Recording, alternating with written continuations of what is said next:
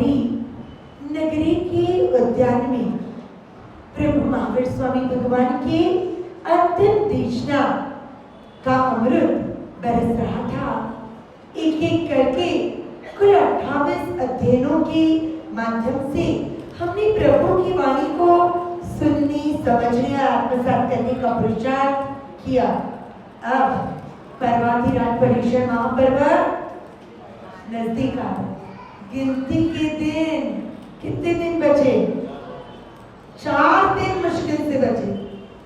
कल, परसों, कल क्या? रविवार नहीं, परसों रविवार है ना, कल शनिवार, परसों रविवार। रविवार के दिन तो क्या है प्रोग्राम? अष्टावक्र भाव यात्रा। अब कल का दिन बचा है, रविवार को नहीं होगा आगम प्रवचन, सोमवार और मंगलवार। बुधवार को तो क्या है? बुधवार को पर्व पर्युषण आविया आनंद अंगन माय, मतलब टोटल आगम के प्रवचनों के अध्ययन कितने बचे? 3। और अध्ययन कितने बचे? हाँ, कितने बचे? टोटल अध्ययन कितने? 36। अब आज का दिन गिनकर देखो तो 4 दिन है आगम के प्रवचन के, और अध्ययन टोटल कितने बाकी? 8 बाकी। मतलब एक एक दिन में 2-2 अध्ययन का रहस्य समझने की कोशिश करेंगे तो एग्जैक्टली पर्युषण के जस्ट पहले 36 अध्ययन पूरे होंगे। आज हम प्रभुवीर की वाणी के, प्रभुवीर के अंतिम देशना उत्तराध्ययन सूत्र के 2 अध्ययनों पर चिंतन करेंगे, 29वां और 30वां। 29वां अध्ययन है सम्यक्त्व पराक्रम। नाम क्या है? सम्यक्त्व पराक्रम। 2 शब्द है, एक तो सम्यक्त्व और दूसरा पराक्रम। सम्यक्त्व मतलब क्या? आपको कोई अचानक पूछे सम्यक्त्व मतलब क्या, तो क्या जवाब होगा? सच्ची श्रद्धा। बिल्कुल सही जवाब। सिर्फ श्रद्धा कहते ना तो जवाब बराबर नहीं होता, लेकिन सच्ची श्रद्धा कहा आपने, मतलब जवाब 100% सही। श्रद्धा को जाना बात अलग है, पेशेंट को डॉक्टर पे श्रद्धा होती है, बराबर। अरे बाल कटवाने सैलून में जाते हो ना, तो वहां पर भी आपको नाई पर श्रद्धा रखनी पड़ती है ना। कार में बैठकर कहीं घूमने निकलते हो तो ड्राइवर पर श्रद्धा रखनी पड़ती है। हजामत करने वाली नाई पर आपको श्रद्धा रखनी पड़ती है। हाथ में तो है उस तरह, लेकिन ये मेरा गला काटेगा नहीं, विश्वास रखे बिना तो आप हेयर कटिंग भी नहीं करा सकते। ड्राइवर पे भरोसा रखना पड़ता है, विश्वास रखना पड़ता है कि ये मुझे सुरक्षित पहुंचाएगा या नहीं, वो तो भवितव्यता पर निर्णय करता है। लेकिन बैठते हो जब आप, तब तो पॉजिटिविटी लेकर बैठते हो ना, तब तो श्रद्धा लेकर बैठते हो ना कि ये मुझे बराबर पहुंचा देगा। अरे आप खाना भी खाते हो ना, तो बनाने वाले पर श्रद्धा रखकर खाते हो कि ये मुझे जहर तो नहीं देगा, बराबर। मतलब हर जगह आप श्रद्धा तो रखते ही हो, लेकिन जहां रखना है वहां रखते हो कि नहीं? बात समझ में आई? हर जगह रखते हो नहीं रखते हो आपका विषय, आपका विश्वास, लेकिन जहां श्रद्धा रखनी है वहां तो रखनी ही होगी। कहां श्रद्धा रखनी? मुपत्ति की पढ़िए कि बोल में आता है, मैं सिर्फ क्रिया करूंगी, आप बताओगे कि क्या बोलना है। वाह रे वाह, हमारी विदुर जी बहने, क्रिया से ही उनको भावों का पता लग गया। सुदेव वितराग प्रभु, सुगुरु बच्च महाव्रतधारी, वैराग्यवान महात्मा, सुधर्म केवल ज्ञानी वितराग प्रभु ने जो साधना का मार्ग बताया वो जैन धर्म। इन तीनों के प्रति अटूट श्रद्धा, सच्ची श्रद्धा वो होता है सम्यक्त्व। पहला शब्द हमने देखा सम्यक्त्व, दूसरा शब्द क्या? पराक्रम। नहाने जाना हो तो कोई बड़ा पराक्रम होता है, या समुद्र में डुबकी लगाना हो तो पराक्रम होता है? सोने जाना हो तो पराक्रम होता है, या अट्ठाई करने निकलो तो पराक्रम होता है? पराक्रम किसमें? किसमें? शादी करने में या संयम लेने में?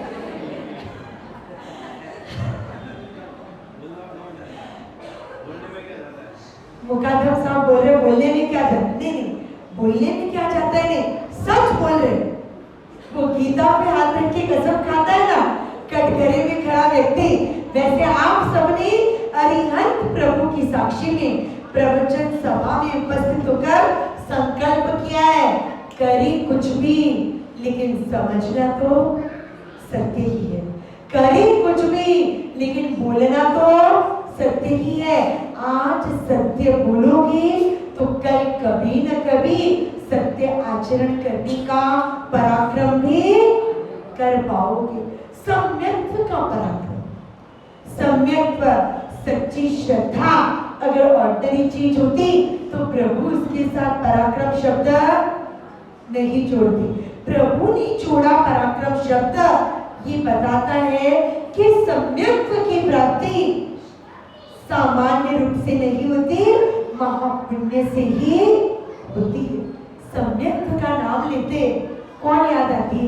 एक श्राविका याद आती है। कौन श्राविका? बिल्कुल सही, सुलसा श्राविका। क्या किया था उसने? कोई बड़ा रत्न का मंदिर बनाया था, कोई बहुत ठाट बाट से 20-25 करोड़ खर्चा करके चौमासा कराया था। क्या किया था? 15-20 लाख का चढ़ावा लेकर पालना जी घर पर बजाया था। हाँ, क्या किया था उसने? थी तो वो एक सामान्य रथ चलाने वाले रथिक की पत्नी। अपनी लैंग्वेज में बोलो ना तो ड्राइवर की वाइफ, बराबर। रथ चलाने वाला जो सारथी होता है, जो रथिक होता है, उसकी पत्नी थी। कोई बहुत अमीर घर की सेठानी नहीं थी, राजा की रानी नहीं थी, लेकिन फिर भी प्रभु महावीर ने अंबर परिव्राजक को क्या कहा? जा रहे हो तो किसी धर्म लाभ देना नहीं। भगवान तो धन्ना को, शालीभद्र को, श्रेणिक महाराजा को धर्मलाभ दे सकते थे ना, किसी धर्मलाभ दिया प्रभु ने? क्यों? बहुत ब्यूटीफुल थी, बहुत मीठा मीठा बोलती थी। अरे वो चीजें होगी ना तो प्रभु को इन चीजों से कोई मतलब नहीं था, क्योंकि प्रभु वितराग थे। तो फिर सुलसा को धर्मलाभ क्यों कहा प्रभु ने? सच्ची श्रद्धा थी। कैसी श्रद्धा? अंबर को जब प्रभु ने कहा ना कि सुलसा को धर्मलाभ कहना, अंबर का भी मन डगमगाने लगा। क्या है ऐसा जो प्रभु किसी और को नहीं, और एक सुलसा नाम की औरत को धर्मलाभ कह रहे, जिसकी जैसी विचार उसका वैसा जीवन। अंबर सोचता है परीक्षा किए बिना मैं प्रभु का मैसेज उस तक पहुंचाऊंगा नहीं। अब मान लो हम हैदराबाद से बिहार कर बैंगलोर पहुंचे। बैंगलोर बंधन करने के लिए आप में से कुछ लोग आए और हमने पर्टिकुलरली किसी एक व्यक्ति का नाम लेकर आपको 2-3 बार कहा कि भूलना मत उस व्यक्ति को कहना कि महाराज साहब आपको बहुत याद कर रहे हैं, खास धर्मलाभ कहाँ है। आपको क्या लगेगा? क्या लगेगा? ऐसा क्या उस व्यक्ति ने महाराज साहब पे प्रभाव डाला कि हम आए हैं, सामने खड़े हैं, हमसे भी ज्यादा महाराज साहब को उस व्यक्ति की वैल्यू लग रही है। महाराज साहब बार बार कह रहे उसी धर्मलाभ कहना, उसी धर्मलाभ कहना। अरे एक साधु भगवंत या एक साध्वी जी भगवंत भी आपको किसी को धर्मलाभ कहना ऐसा कहते तो आप अंदाजा लगा लेते हो कि वो व्यक्ति महाराज सबका बहुत खास होता है ना, खास भगत होगा भाई, तो ही महाराज साहब उसको धर्मलाभ धर्मलाभ धर्मलाभ बोल रहे। तो अंबड़ के मन में भावना जगना स्वाभाविक था कि ऐसा क्या किए सुरसा में कि स्वयं 24वें तीर्थंकर, अरे हम धर्मलाभ बोले ना तो फिर भी राग द्वेष वाले हो सकता है किसी पर राग हो और उसे याद रख ले, लेकिन प्रभु तो वितराग थे, वितराग क्यों किसी को धर्मलाभ कहे। और अंबड़ ने संसार के दरवाजे पर जाकर धर्मलाभ डायरेक्ट नहीं कहा, क्या किया उसने, परीक्षा ली। परीक्षा कोयले की होती है सोने की। कभी किसी ने कोयले को परखना चाहा कि इसके टुकड़े कर कर देखो, थोड़ा घिस कर देखो, कसौटी के पत्थर पर रगड़ कर देखो कि ये असली कोयला है या नहीं। परीक्षा किसकी होती है? तो फिर जब अपने ऊपर परीक्षा की घड़ी आती है तब अपन क्यों डगमगाने लगते हैं? तब अपन क्यों नहीं सोचते कि मैं सोना हूं इसलिए मेरी परीक्षा हो रही है? अपन तो तुरंत विचलित हो जाते हैं। सोने की तरह तेजस्वी वो सुरसा, उसकी परीक्षा लेने अंबड़ ने क्या किया, नगर के चारों ओर द्वार पोल होती है ना, बड़ा दरवाजा, चारों तरफ एक तरफ के दरवाजे के बाहर ब्रह्मा जी, साक्षात ब्रह्मा प्रकट हुए। वो कमल के फूल पर, रामायण महाभारत में देखा था ना, वे लंबी सफेद दाढ़ी वाले ब्रह्मा जी हाथ में कमल लेकर कमल पे बैठे होते थे और 4 मुख होते थे उनके, वैसा स्वरूप बनाया। पूरे गांव के लोग उमड़ पड़े, जैन अजैन आस्तिक नास्तिक सब उमड़ पड़े। क्यों?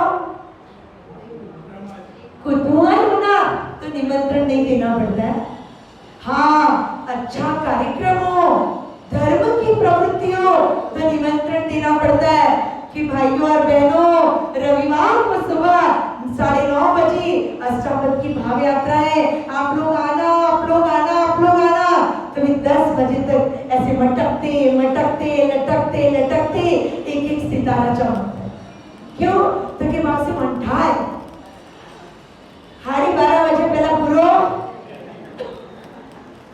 तो फिर इतनी जल्दी जाके बैठ के क्या करें? पिक्चर देखने जाते हो तब भी ऐसे ही करते होंगे ना।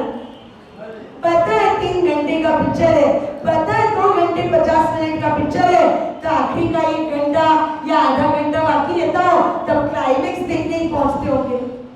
नहीं नहीं, तब तो 5 मिनट ट्रैफिक के कारण भी लेट हो जाए ना तो आजू बाजू वालों को डिस्टर्ब करते हैं, क्या है स्टार्टिंग में बता मुझे, क्योंकि जब तक स्टार्टिंग नहीं पता चले ना तब तक आगे की स्टोरी समझ में नहीं आई। ओह, क्या समझने की तत्परता, क्या जानने की जिज्ञासा, क्या ज्ञान प्राप्ति का प्रयत्न, अहो अहो ज्ञानम अहो जिज्ञासा, बद्रा जिज्ञासा है। नहीं जानने जैसी चीजों को जानने के लिए तड़पते हो और जानने जैसे अवसर आए तो निमंत्रण देने के बाद भी समय पर नहीं आते।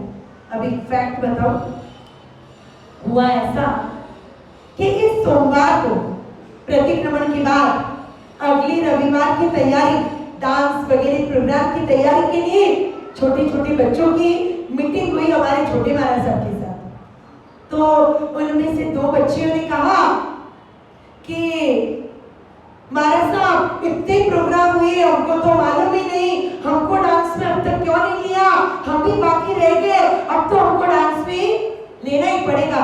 छोटे महाराज साहब बोले, हर संडे प्रोग्राम होता है और सबको पता है कि संडे के डांस के प्रोग्राम के लिए बच्चे महाराज साहब का कांटेक्ट करते हैं और उनकी प्रैक्टिस होती है, वो पार्टिसिपेट करते हैं। तो कि महाराज साहब हमारी मम्मी को तो मालूम ही नहीं है कि डांस की प्रैक्टिस कौन करवाता है, कब करवाता है और कहाँ करवाता है। तो छोटे महाराज साहब बोले, कहाँ से आए, अफगानिस्तान से या इराक से, कहाँ से आए हो? तो ये तोपखाना में रहते। अब बिल्डिंग का नाम मैं नहीं लूंगी क्योंकि लेकिन एक समझने की बात है कि हमारे सब तोपखाना में ही है हमारी बिल्डिंग। तो कि बिल्डिंग में जैनों के घर कितने, तो कि है 7-8 घर है, उससे भी ज्यादा घर है। तो कि तुम्हारी मम्मी को मालूम नहीं कि डांस की प्रैक्टिस कौन करवाता है, कब करवाता है? प्रोग्राम में हर रविवार को हमारे सब बोलते हैं कि प्रोग्राम की पूरी तैयारी हमारे छोटे महाराज साहब ने करवाई, छोटे महाराज साहब ने करवाई। तो मालूम नहीं है? तो कि महाराज साहब हमारी मम्मी है ना, कभी ऊपर आई नहीं, कभी ऊपर आई नहीं। तो फिर तुमको कैसे पता चला? तो कि वो चीमने गए थे ना नीचे, तो कोई 2 आंटियां बात कर रही थी कि आज बच्चों ने डांस बहुत जोरदार किया। 2 आंटियां बात कर रही थी आपस में, आज बच्चों ने डांस बहुत अच्छा किया। और वो हमारी मम्मी ने सुना और पूछा, तब पता चला कि आप प्रोग्राम की तैयारी करवाते। तो छोटे महाराज साहब है तो मेरी छोटी कॉपी ना, तो उन्होंने भी पूछा उसको कि तुम्हारी मम्मी को चीमड़ है ये पता चलता है और प्रोग्राम क्या है ये पता नहीं चलता, ऐसा कैसे? बच्चे तो मन के सच्चे, बच्चे मन के सच्चे। पोल खोलती उन्होंने कि महाराज साहब हमारी बिल्डिंग में जो भी 7-8 घर है ना, उन आंटियों का मतलब विद हमारी मम्मी, ये जो आंटियों का एक ग्रुप है, व्हाट्सएप ग्रुप। कहीं पर भी चीमड़ होता है, कहीं पर भी सांची होती है, तो उस ग्रुप में मैसेज आ जाता है कि फलानी संघ में फलानी तारीख को चीमड़।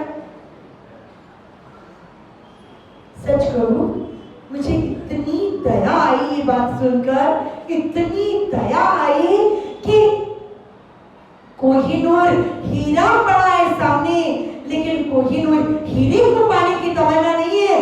वो हीरा जिस मखमल के छोटे से पाउच में है, वो पाउच पाने के लिए तड़प है।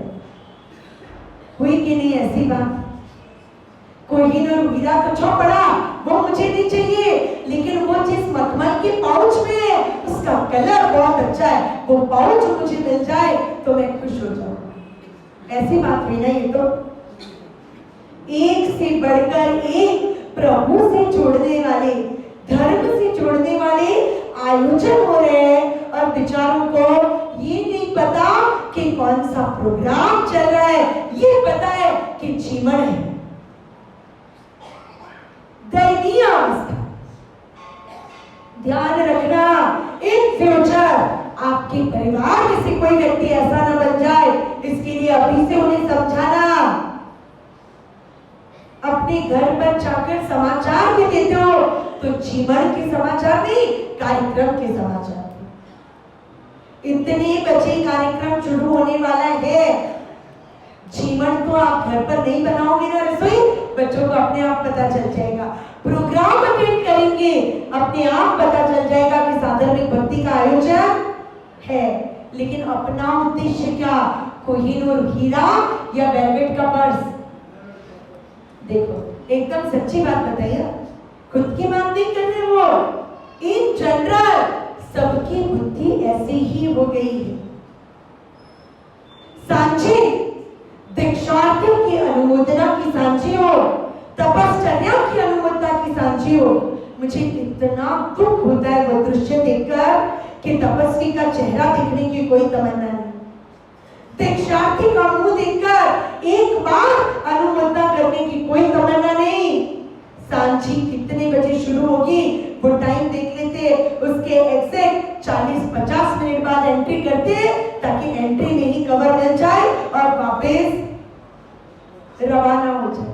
याद रखिएगा, जो पानी का आप प्रयत्न करते हो वो पदार्थ तो आपको मिल जाता है, लेकिन जो आपके पुण्य से आपको मिलने के लिए तैयार था वो पुण्य आपको नहीं मिलता।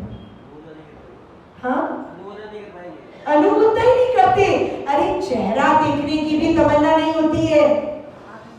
मुझे बराबर याद है, जाजम के चढ़ावे हुए थे अपने इसी भवन में, मंदिर के भूमि पूजन शिलान्यास के, और दोपहर को दीक्षार्थी की अनुमोदना की सांची थी।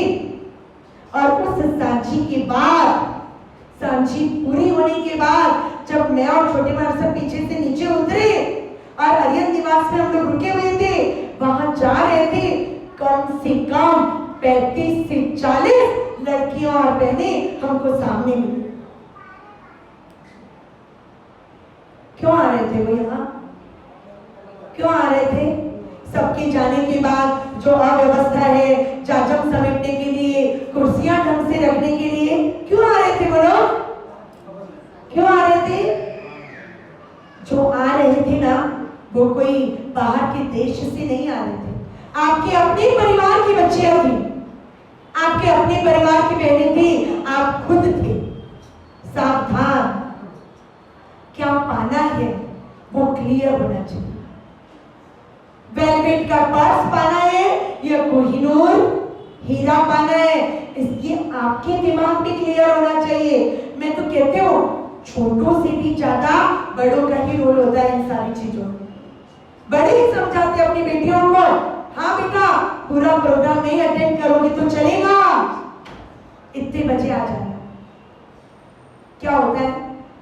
वही सीखते बच्चे। प्रोग्राम नहीं अटेंड करोगे तो चलेगा, 12 बजे आ जाना जिमने।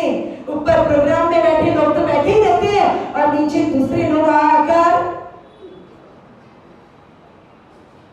अरे लाभ लेने वाला तो धन्यवाद चाहेगा लाभ लेकर, लेकिन हम क्या कर रहे हैं ये हमें सोचना ही होगा। बार बार बार बार ये विषय मैं दोहरा रही हूँ क्योंकि मैं चाहती हूँ कि आप लोगों का जो उत्साह है, आप लोगों की जो श्रद्धा है, आप लोगों की जो धर्म भावना है, वो आपके अविवेक के कारण बदनाम न हो जाए, आप सच्चा पुण्य पाने से वंचित न रह जाए। आपको अपना मानते हैं, आपके हित की भावना है, इसलिए बोल रहे। कोई नए महाराज सब आकर आपको बोल भी नहीं पाएंगे, क्योंकि वो तो यही सोचेंगे कि भाई इस एरिया की यही सिस्टम होगी, अपन क्या बोले, 4 महीने रुकना है और फिर चले जाना है, क्यों बोले।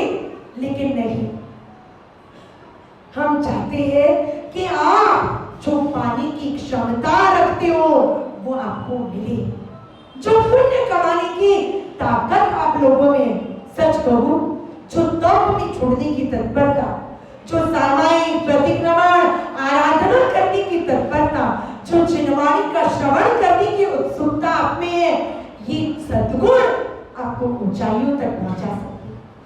ये सद्गुण आपको शिखर तक पहुंचा सकते हैं। बस प्रलोभन की फिसलन ना हो तो, बस अब विवेक की खाई में आप न गिर जाओ तो। थोड़ा सा अविवेक और पूरा धर्म बिक जाता है, थोड़ा सा प्रलोभन और पूरा धर्म छोड़ने के लिए तैयार हो जाते। नहीं, सुल्तानी क्या किया? कैसा बनना है आपको? श्रावकों को श्रेणी की तरह श्रद्धावान बनना है और श्राविकाओं को सुल्तान की तरह समर्पित और श्रद्धालु बनना है। कैसे श्रद्धा? पूरा गांव दौड़ा, ब्रह्मा जी आए, ब्रह्मा जी आए। एक नहीं गई अकेली औरत और वो थी सुल्तान। जाओ तो मेरे वीर प्रभु के दर्शन के लिए जाओ, बाकी किसी को देखकर मुझे क्या फर्क पड़ता। नहीं गई सुल्तान। अंबर मन महसूस कर रह गया, रखा था तो सिलसा के लिए, बाकी बहुत आए, क्या मतलब। दूसरे दिन सुबह नगर के दूसरे द्वार पर विष्णु का रूप बनाया, श्री कृष्ण का रूप बनाया। शेषनाग पर विष्णु जी लेटे हुए, लक्ष्मी जी उनको पंखा चलाने लगी है। क्या दृश्य, साक्षात मानो विष्णु का अवतरण हुआ। पूरा गांव दौड़ा, नहीं गई सुल्तान।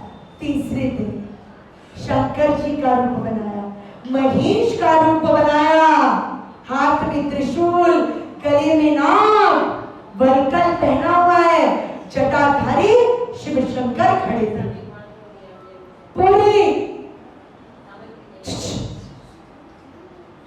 पूरा गांव दौड़ने लगा, लेकिन नहीं दौड़ी अकेली सुरसा। अंबर को लगा कि प्रभु ने धर्मलाभ कहा है तो सुरसा में भी दम तो है, लेकिन अब आखिरी पासा फेंका। अंबर ने आखिरी पासा फेंका, साक्षात तीर्थंकर भगवान का समव शरण रचा और उसमें तीर्थंकर पधारे हो ऐसा माहौल खड़ा किया। इंद्रचाल मतलब ऐसी विद्या, ऐसा एक प्रयोग कि जिससे सामने वाला जो चाहे वो दृश्य आपको दिखा दे। जादूगर वगैरह होते हैं ना, कभी कभी जादूगर में भी बहुत एक्सपर्ट जादूगर हो और इंद्रचाल का प्रयोग करें। अभी बजे हो भले ही 10:09, लेकिन अगर वो इंद्रचाल करने वाला जादूगर चाहेगा तो आपकी सबकी घड़ी 6 बजे का टाइम बता सकती है। इंद्रचाल का प्रभाव होता है, वो जो चाहेगा वो आपको दिखेगा। समवसरण तीर्थंकर भगवान, अब तो अंबर को विश्वास था सुलसा दौड़ी दौड़ी आ जाएगी, लेकिन सुलसा अरे ये क्या, अब आपको चलो दूसरी जगह नहीं जाओ, लेकिन प्रभु का प्रवेश हो, महाराज साहब का प्रवेश हो तो आते हो ना। आई नहीं सुलसा, गया अंबर सुलसा के घर पर। सुलसा क्यों नहीं आई समवसरण में? तीर्थंकर प्रभु 25वीं तीर्थंकर पधारे हैं। और तब सुलसा ने जवाब दिया, पहली बार तीर्थंकर 25वें होते थे, और दूसरी बार मेरे प्रभु मेरे नगर में पधारे और मुझे कोई सूचना दे इसकी जरूरत ही नहीं। मेरे प्रभु की आभा, मेरे प्रभु की वाइब्रेशन मेरे दिल को छू लेते। अगर मेरे प्रभु महावीर पधारते तो मेरा रोम रोम आनंद से नाच उठता, तुम्हारे कहने की जरूरत ही नहीं। ये थी सुलसा की श्रद्धा। है ऐसी श्रद्धा कि ये मेरा मस्तक झुके तो वितराग को, बाकी कहीं ना झुके। है ऐसा संकल्प? गंगा गए गंगादास और जमुना गए, मंदिर में आए तो नमो चिरणम दर्शनम देवदेवस्य, तिरुपति बालाजी गए तो बालाजी कल्याण करो, रामदेवरा गए तो रामदेव बाबा मेहर करो, उसिया जी गए तो उसिया माता हवन रखो। जहां के वहां फ्लैट हो गए, जहां के वहां छुट गए। याद रखना, श्रद्धा वो होती है जो अपनी एक श्रद्धेय को, एक आराध्य को ऐसे समर्पित हो जाए कि फिर समर्पण के लिए एक अंश भी बाकी न रहे। कहीं और क्या समर्पित करे, सब कुछ न्यौछावर कर दिया, अब मेरे पास कुछ है ही नहीं तो दूं क्या। सुलसा ने कहा, मेरे प्रभु पधारे तो मुझे बोलने की जरूरत भी नहीं थी। ये कोई बहुरूपिया है जो रोज अलग अलग रूप बना रहा है, ब्रह्मा विष्णु महेश और तीर्थंकर का रूप, लेकिन मेरे प्रभु नहीं पता। और तब अंबर ने दिल से सुलसा को प्रणाम किया और उसे कहा कि सुलसा, तेरा सौभाग्य शिखर पे पहुंच गया। सुलसा, स्वयं प्रभु महावीर भगवान ने तुझे धर्मलाभ का ये वाक्य सुनना था। सुलसा के 3.5 करोड़ रोम नाचने लगे, कूदने लगी। सुलसा, मेरे प्रभु मेरे प्रभु मेरे प्रभु। ये होती है श्रद्धा, इसे कहते हैं सम्यक्त्व। बिन पैदे का लोटा कोई घर में नहीं रखता, बिन पैदे जैसा व्यक्तित्व कभी मोक्ष में नहीं जाता। मोक्ष में जाने के लिए तो पराक्रम करना होगा। इसीलिए तो प्रभु ने उत्तराध्ययन आगम सूत्र के 29वें अध्ययन में क्या देशना दी? सम्यक्त्व पराक्रम। हिम्मत करना है कि मेरा मस्तक झुके तो वितराग को और वैरागी को, इन दो के अलावा मैं कभी बंधन करूं नहीं। कर सकते, संकल्प कर सकते हैं, बहानेबाजी तो इतनी जोरदार कि महाराज साहब संसार में है ना तो क्या है, बिल्डिंग में सब लोग गणेश जी बिठाते हैं तो हमको भी योगदान। सन्नाटा, एकदम सन्नाटा। कहाँ महाराज साहब ने वापिस ये टॉपिक निकाला? एक दिन तो भरपूर डोज दे दिया था, आज कहाँ वापिस टॉपिक निकाला? जरूरी जरूरी पूरी की पूरी बिल्डिंग में जैनों के घर, मेजॉरिटी जैनों के, और जैन पर्युषण में जितना उमंग नहीं बताते उतना गणेश उत्सव में बताए। क्या ये योग्य है? क्या ये योग्य है? अच्छा, बाकी सब लोग गणेश का उत्सव मनाने वाले लोग क्या हमारे पर्युषण मनाते? इतना तो सोचो, इतना तो सोचो। संसार में तो बहुत सोचते हो। हमारे यहाँ तपस्या के गीत थे, बाजू की बिल्डिंग वालों को निमंत्रण भेजा था लेकिन वो नहीं आए। अब उनके यहाँ है तो हम क्यों जाए? सोचते हो ना, सोचते हो ना कि नहीं सोचते? कि नाक नीचे करके चल पड़ते हो हर जगह? नहीं ना, तब तो बराबर इज्जत बेइज्जती सब ध्यान रखते हो। तो जब धर्म की बात आती है तब नाक को कहाँ पोर्टेबल नाक मिला है क्या आपको? कि जब लगाना हो तब फिट कर दिया और निकालना हो तो निकाल के अलमारी में रख दिया। सावधान, पर्युषण महापर्व आ रही है। और उसकी बाद में परसों की बात, एक 11 साल के आसपास की लड़की है, 2 दिन पहले की बात। ऐसे ही स्वाभाविक हमने बोला कि बेटा सब बच्चों ने 28 की और आगे भी करने वाले हैं, तू कब करने वाली है? तो कि मैंने 28 का कभी सोचा ही नहीं, कभी ट्राई नहीं किया। तो ऐसे छोटे मास्टर ने पूछा, उपवास तो करती होगी ना संवत्सरी के दिन? तो कि संवत्सरी के दिन क्या होता है संवत्सरी? हाँ, मैं पिछले 2 साल से ना गणेश चतुर्थी का उपवास करती हूँ।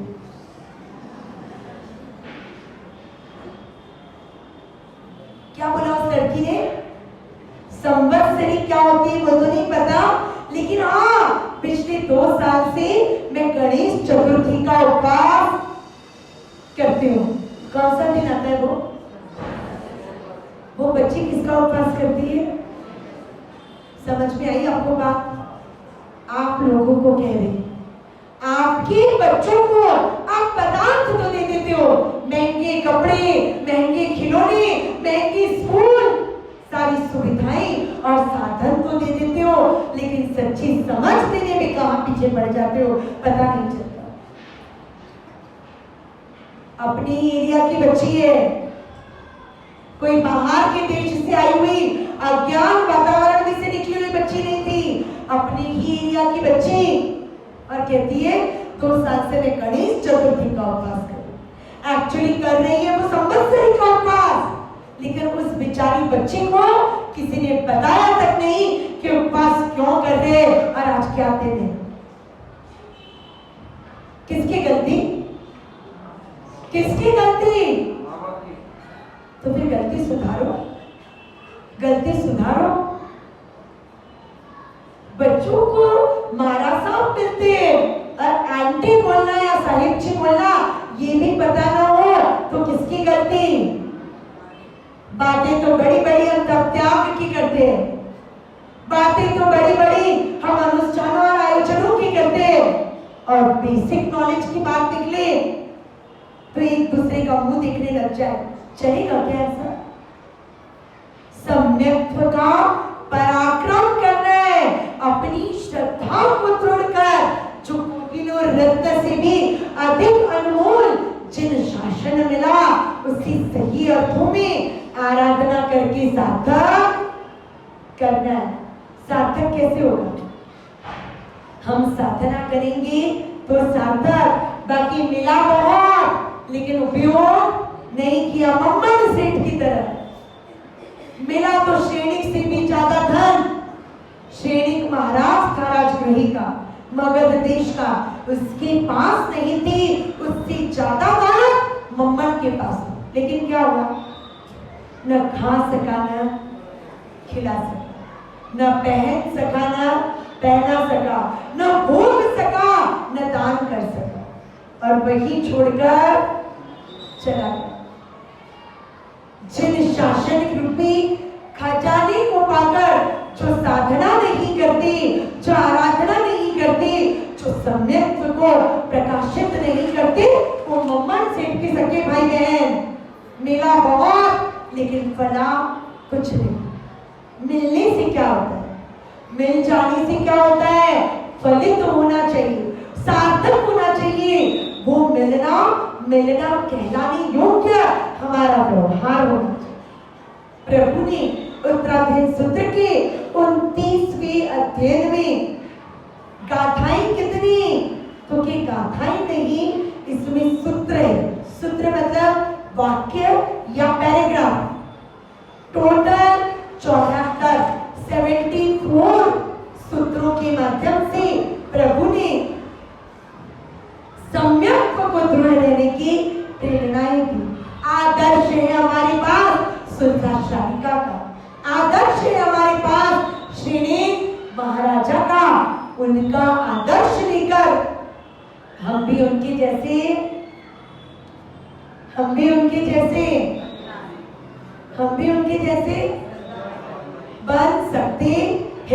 बन सकते हैं, बनना ही है। सिर्फ अपॉर्चुनिटी मिली ऐसा नहीं, उस अपॉर्चुनिटी को आप सार्थक भी करो। प्रभु का शासन मिला, सम्यक्त्व का पराक्रम ऐसा कर ले, और उसकी तुरंत बाद सम्यक्त्व प्रकट हो गया। अब क्या करना है, तो प्रभु ने फरमाया 30वें अध्याय में, तपो मार्ग गति, तप साधना की मार्ग पर चलना है, ऐसी गति करना है कि प्रगति हुए बिना रहे नहीं। तपो मार्ग गति नामक 30वें अध्याय में प्रभु ने कुल 37 गाथाओं के माध्यम से तप के स्वरूप को समझा। हम सबकी धारणा क्या हो गई है, अपन तपस्वी किसे कहते हैं, उपवास करें, नहीं तपस्या करें तो तपस्वी, लेकिन तपस्या मतलब क्या, तो कि उपवास, अठम, अठाई, सिद्धि तप, मासिक श्रवण, अपन क्या सोचते हैं ये करे वो तपस्वी। लेकिन आपको पता है प्रभु ने सिर्फ एक प्रकार का धर्म कभी नहीं बताया, सर्वव्रती धर्म बताया, तो साथ ही देशव्रती धर्म भी बताया। भूखे रहने को तप कहा, तो साथ ही दूसरे भी 11 प्रकार के तप बताए। टोटल तप 12 प्रकार के, 6 बाह्य तप और 6 अभ्यंतर तप। बाह्य मतलब कौन से तप, जिस तप को करने के लिए तन की शक्ति का सपोर्ट कंपल्सरी, वो बाह्य तप। जैसे उपवास, अठम, अठाई कौन कर सकता है, मन मजबूत हो वो पहली कंडीशन, लेकिन साथ ही साथ तन भी तो थोड़ा साथ देना चाहिए ना। हाँ, मतलब तन की शक्ति जहां बहुत जरूरी हो जाती है वो होता है बाह्य तप। जैसे अनशन, अशन मतलब खाना, अनशन मतलब खाने का त्याग। उपवास, बेला, अठम, चौला, आगे की जितनी भी उपवास की तपस्या आती है वो किस कैटेगरी में आएगी, अनशन।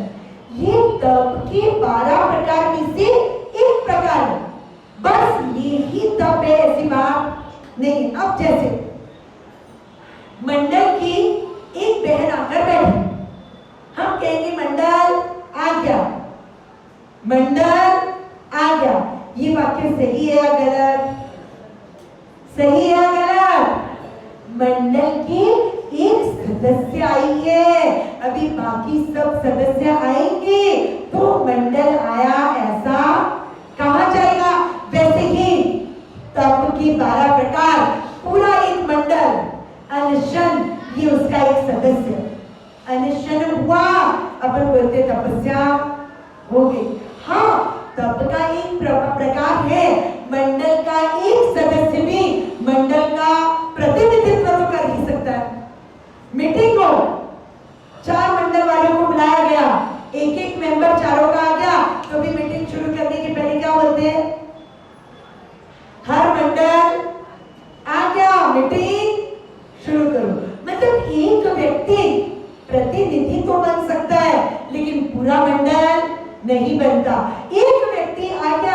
बाकी वाले क्या मंडल में नहीं है? वैसे ही तप के 12 प्रकार। एक प्रकार है अनशन, उपवास आदि तप करना, ये तप का एक प्रकार है। लेकिन बाकी के 11 प्रकार को तो अपन ने बोरिया बिस्तर बांधकर मालिक पे डाल दिया, डाला कि नहीं? तपस्वी का रुतबा भी अपन किसको देते हैं? तपस्वी का सम्मान भी अपन किसको देते हैं? जो भूखा रहकर उपवास करे उसको। लेकिन ध्यान रखिएगा, व्यवहार में सम्मान अनशन की तपस्वी का होता है, वो अपनी जगह पर सही हो सकता है। लेकिन जब अपने आप को साधना के मार्ग पर गति और प्रगति करवाने की बात आए, तब किसी से तपश्चर्या नहीं होती। मानो मुझसे अभी उपवास नहीं हो पा रही है, तो मैं क्या करूं? रोती रहूं? तपस्या नहीं होती है, मुझसे तपस्या नहीं होती है, क्या करूं? मेरा तो जिंदगी बेकार है, मेरा तो जीना बेकार है, रोने लग जाओ? अरे तप का एक प्रकार नहीं होता, तप के 11 प्रकारों के ऊपर चिंतन करो, क्या कर सकते हैं हम, उतना पूरा जोर लगा के करो पराक्रम जो होता है उसे।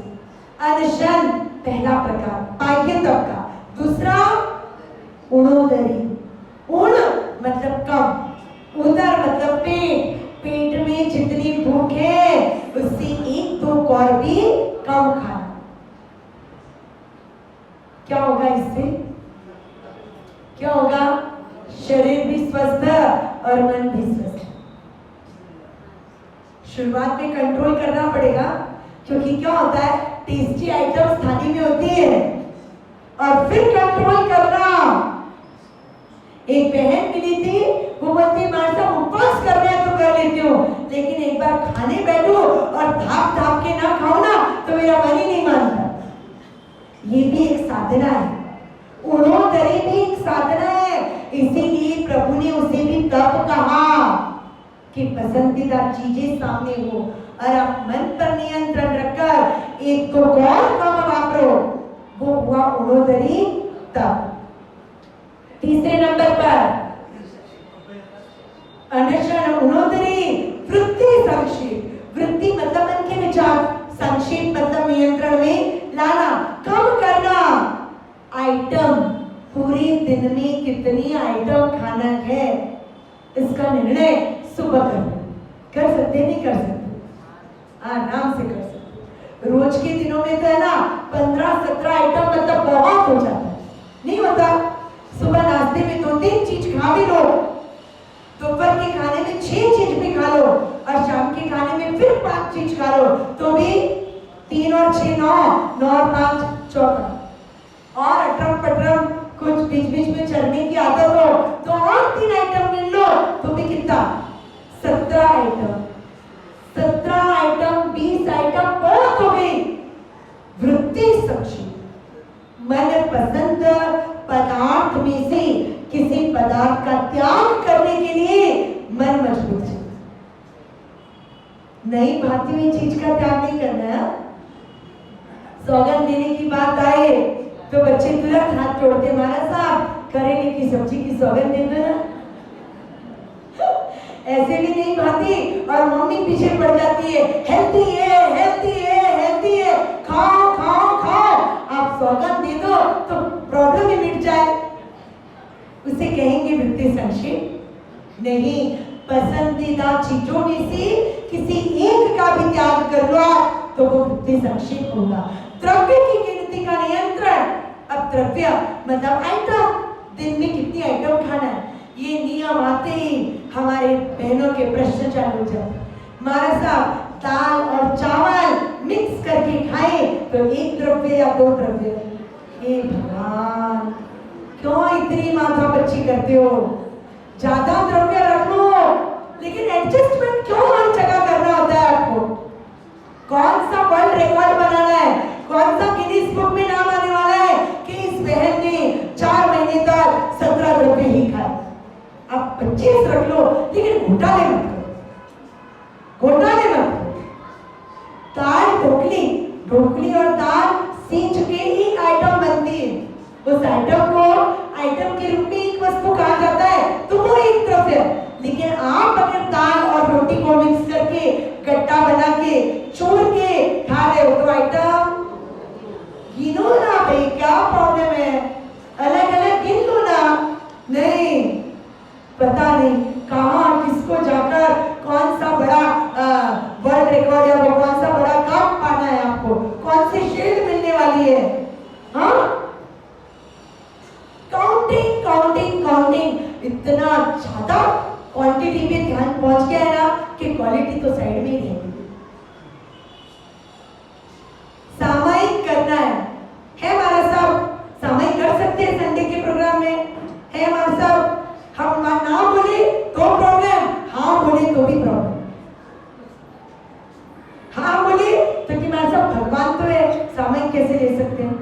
ना बोले तो कि हमारा साहब भगवान अंजन चनाका वाले कहाँ है? सब आपको पता है ज्ञानी बहनों, सब आपको पता है। चाहा सुखम, जैसा सुख उपजे वैसा करो, नाचना है तो नाचो और सोना है तो सो। और क्या बोले?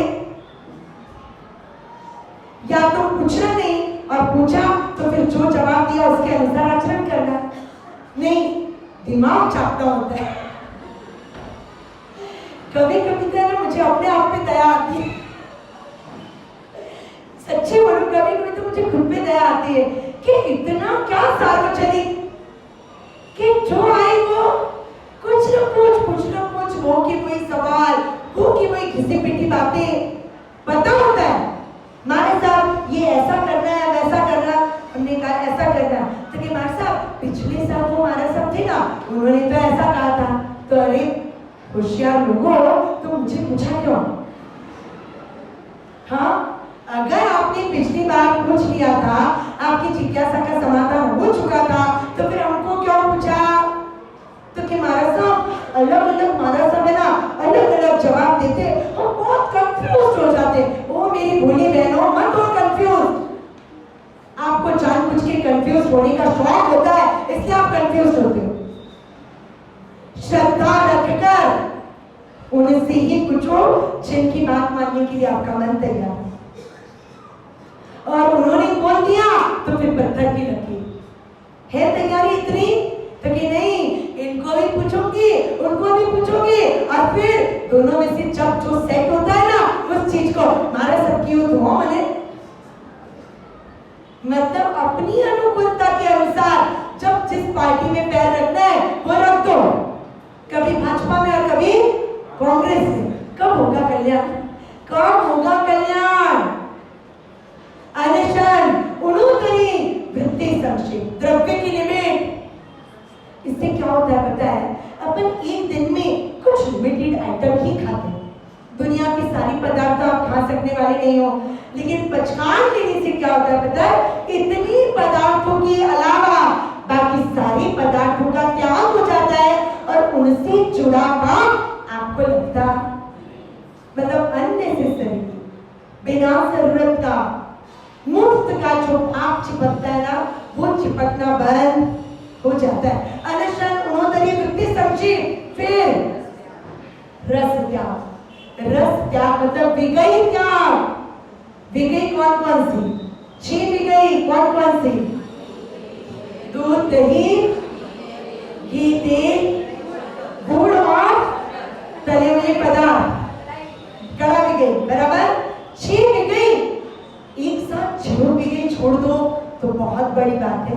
न छोड़ सके तो रोज एक विगई तो बारी बारी से छोड़ सकते हैं ना। कभी गुड़ का त्याग कर दिया, कभी दही का त्याग कर दिया, कभी घी का त्याग कर दिया। एक दिन के लिए प्रयत्न करना है कि शरीर के पोषण के लिए, शरीर को धर्म में सहायता के लिए तैयार रखने के लिए उसे भोजन तो देना है, लेकिन उस भोजन में आसक्ति नहीं करना है। बारी बारी से एक विगई का त्याग कर सकते हैं। अनशन, उन्नतरी, वृत्ति संक्षेप और रस त्याग। बाकी कितने रहे? 2 बाह्य और 6 अभ्यंतर, टोटल 8 सबके प्रकार बाकी। प्रभु की कृपा होगी तो कल के प्रवचन में इन 8 प्रकारों को जानने समझने की कोशिश करेंगे। सिर्फ जानना नहीं है, याद रखिएगा, सिर्फ ज्ञान को सिर का बोझ नहीं बनाना है, ज्ञान को जीवन का श्रृंगार बनाना है, ज्ञान को आत्मसात कर आचरण में लाना है और जीवन को धन्य बनाना है। प्रभु की बताई दिशा को आत्मसात कर आप और हम जीवन को धन्य बना सके, यही प्रभु के चरणों में मंगल में प्रार्थना। कुलेश संकेश्वरा पार्श्वनाथ भगवान